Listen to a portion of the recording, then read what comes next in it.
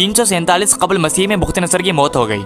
مورخین نے لکھا ہے کہ حضرت دانیال علیہ السلام کی مثال حضرت یوسف علیہ السلام کی طرح ہے کہ آپ حضرت یوسف علیہ السلام کی طرح قیدی بنا کر دوسرے ملک لائے گئے اور دونوں ہی کو خوابوں کی تعبیر کے علم سے بھی نوازا گیا تھا۔ اگر یوسف علیہ السلام نہ ہوتے تو پورا مصر تباہ و برباد ہو جاتا۔ بالکل اسی طرح اگر حضرت دانیال علیہ السلام نہ ہوتے تو بخت نصر بادشاہ اور اس کی تمام رعایا تباہ و برباد ہو چکی ہوتی۔ ناظرین محترم، بخت نصر کے مرنے کے بعد اس کا بیٹا بارش حضرت بادشاہ بنا۔ یہ انتہائی نالائق اور عیاذ بادشاہ تھا۔ دوسرے وزیر جو حضرت دانیال علیہ السلام کے بڑے عہدے کی وجہ سے ان سے جلتے تھے، انہوں نے بادشاہ کو حضرت دانیال علیہ السلام کے خلاف بھڑکانا شروع کیا اور بادشاہ کو بتایا کہ دانیال علیہ السلام نہ تو آپ کو سجدہ کرتے ہیں اور نہ ہی بابل کی سلطنت کا خیال رکھتے ہیں۔ وہ تو یہ کہتے ہیں کہ جلد ہی بابل کی سلطنت کا خاتمہ ہو جائے گا اور اس کے خدا کی حکومت قائم ہوگی۔ لہٰذا بادشاہ نے جلادوں کو حکم دیا کہ حضرت دانیال علیہ السلام کو شیروں کے سامنے ڈال دیا جائے۔ چنانچہ جب حضرت دانیال علیہ السلام نے شیروں کا سامنا کیا تو آپ نے